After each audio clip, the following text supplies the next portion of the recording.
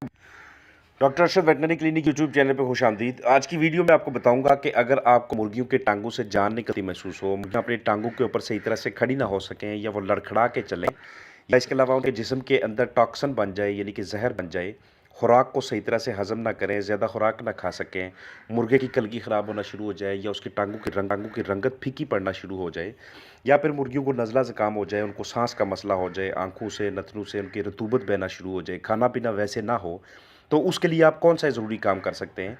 अगर तो टांगें ख़राब हैं, मतलब कि टांगों के अंदर आपको जान महसूस नहीं हो रही, परिंदा टांगों के ऊपर सही तरह से खड़ा नहीं हो रहा, तो उसके लिए सबसे पहले आपके पास विटामिन बी कम्प्लेक्स का इंजेक्शन लाजमी मौजूद होना चाहिए। विटामिन बी कम्प्लेक्स इंजेक्शन के साथ साथ आपके पास सिरिंज मौजूद होनी चाहिए। अब आपने करना ये है कि उस सिरिंज के ज़रिए 0.10 आपने ये विटामिन बी कम्प्लेक्स लेना है, ये इसके पट्ठू में अपने इंजेक्शन लगा देना है। ये काम आपने 2 से 3 दिनों के लिए करना है। तब तक के लिए आप चौथे दिन पे भी जा सकते हैं, जब तक कि आपका बर्ड टांगों के ऊपर खड़ा ना होना शुरू हो जाए, ठीक है। ये जो टांगों से जान निकलना शुरू हो जाती है, ये बीमारियों की वजह से भी हो जाती है, वायरस बैक्टीरिया की वजह से भी हो जाती है, किसी चोट की वजह से हो सकती है, स्लिप होने की वजह से हो सकती है, या फिर ये जेनेटिकली भी हो सकती है, यानी कि वालिदैन से औलाद में आगे ट्रांसफ़र होने वाली।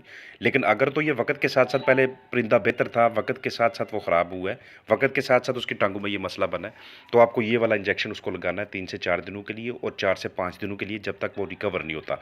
और इस दौरान आपने उसको हैंड फीडिंग करानी है, अपने हाथ से उसको आपने खिलाना-पिलाना है, कोई सॉफ्ट डाइट उसे दे दें। और अपने पास आप ड्रॉपर रख लें, अपने पास आप सिरिंज ले लें, उसमें पानी डाल के आप उसको मुँह में कतरे डालते रहें, उसके मुँह में खुराक डालते रहें, कोई इस तरह की नरम ग़िज़ा उसके मुँह में डालते रहें।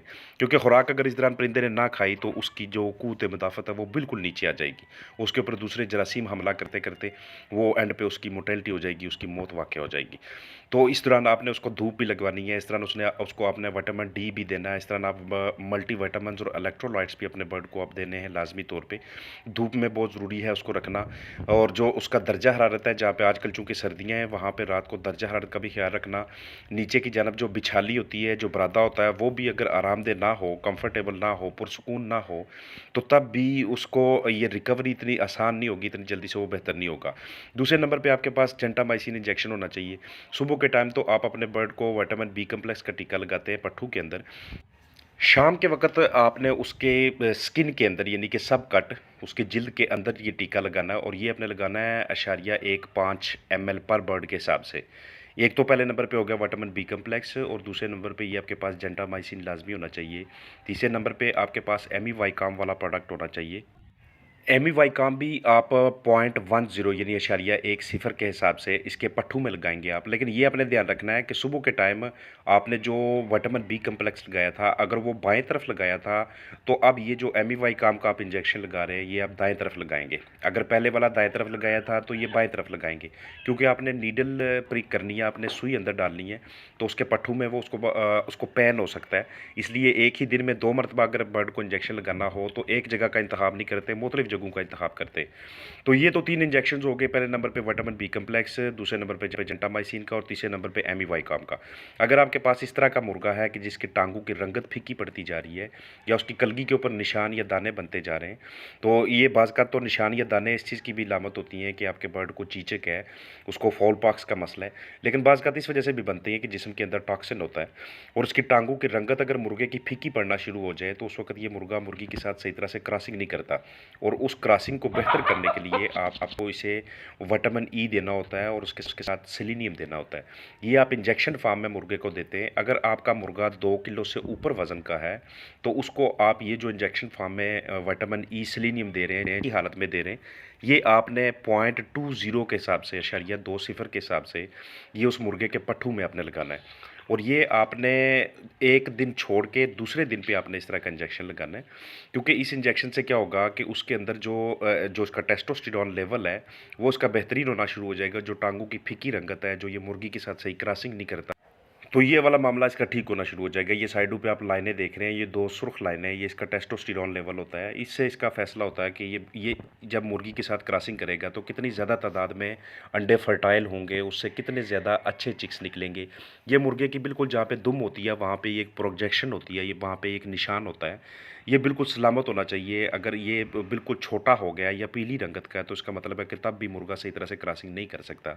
इसकी आप जो आगे की जानब जो चूंच होती है, चूंच की आपने कटाई लाजमी करवानी है, क्योंकि और ये कटाई आप नेल कटर से कर सकते हैं। जितनी इसकी ज़्यादा नोकीली चूंच होती जाएगी उतना ये साथ वाली मुर्गियों को मारता जाएगा, उतना ही उन्हें ज़ख्मी करता जाएगा। क्रॉसिंग या मेटिंग करने के बजाय ये क्या करेगा कि ये उनको ज़ख्मी कर करके उनका खून बहा बहा के एंड पे उन पे भी अमवात होना शुरू हो जाती हैं। तो इसकी भी ये टांगों की रंगत के साथ जो होता है, जो 2 लाइनें होती हैं, ये सुर्ख लाइनें, ये आपने लाज़मी चेक करनी है। ये सुर्ख लाइनें जो हैं ये इस बात की अलामत होती हैं, इस बात की निशानी होती हैं कि आपका मुर्गा अभी बहुत बेहतरीन हालत में है। और इसके ऊपर जो कलगी होती है वहाँ पे भी आप बोरिक एसिड लगा के या पोटेशियम परमैंगनेट का सॉल्यूशन बना के लगा के या कास्टिक सोडा का पेस्ट बना के वहाँ पे आप लगा सकते हैं। अगर इसके दाने बने टॉक्सिन की वजह से, अगर तो चीचक की वजह से बने, तो उसके लिए आप बेकिंग सोडा का पानी के साथ पेस्ट बना के वो उसकी कलगी के ऊपर लगाते हैं, जहाँ जहाँ पे दाने बने होते हैं वो लगाते हैं इसके ऊपर। अगर वो चीचक वाकई चीचक ही है तो उसके लिए आप उसे बुखार का सिरप लाजमी देते हैं, क्योंकि चीचक में बर्ड का जो जिस्मानी दर्जा हरारत होता है वो बढ़ जाता है। इसके अलावा अगर आपके पास इस तरह के बर्ड्स हैं कि जो जिनके मुँह से तरह तरह की आवाज़ें निकल रही हैं, जैसे कि वो किसी सांस के मसले का शिकार हों, तो आपके पास ऑक्सी टेट्रासाइक्लिन का इंजेक्शन लाजमी मौजूद होना चाहिए। ये आपने अपने बर्ड को उसके जिस्मानी वज़न के हिसाब से, अगर आपका परिंदा 1.5 किलो से नीचे वज़न का है तो उस पे आप अशारिया 1 सीसी फी परिंदा के हिसाब से ये ऑक्सी टेट्रासाइक्लिन का इंजेक्शन उसे लगाएंगे। अगर वो 1.5 किलो से ऊपर का है तो उस पे आप 0.20 के हिसाब से इसको इंजेक्शन लगाएंगे। इसके लिए भी आप पट्ठू का इंतखाब करेंगे और ये भी आपने 2 से 3 दिनों के लिए इसको लगाना है, ऑक्सी टेट्रासाइक्लिन का जो इंजेक्शन है।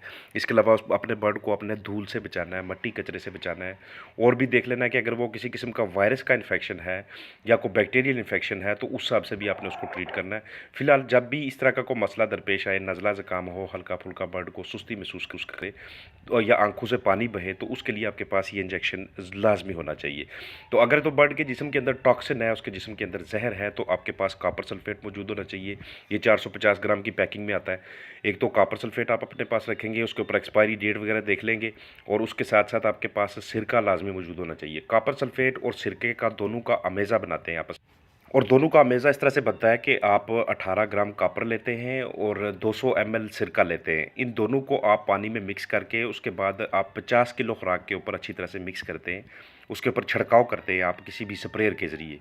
तो छिड़काव करने के बाद ये खुराक जब अपने बर्ड को खिलाएंगे तो उनके जिस्म से का जो टॉक्सिन होता है, जो जहर होता है, वो ख़त्म होना शुरू हो जाता है। जो कलगी के ऊपर काले दाने होते हैं वो वाले भी ऊपर से ख़त्म होना शुरू हो जाते हैं। तो अगर तो आपके बर्ड को नज़ला, ज़ुकाम, खांसी है, वो किसी किस्म की सांस के आर्जे में मुब्तला है, तो सबसे पहले माहौल को ठीक करने के साथ साथ अब आप उसको इस तरह का प्रोडक्ट देते हैं जिसके अंदर मेंथोल, ब्रोमोहेक्सिन, यूकलिप्टस ऑयल, कम्फोर वगैरह मौजूद होते हैं, विटामिन ए, विटामिन ई, कुछ ऑयल्स होते हैं उनका एक्सट्रैक्ट होता है।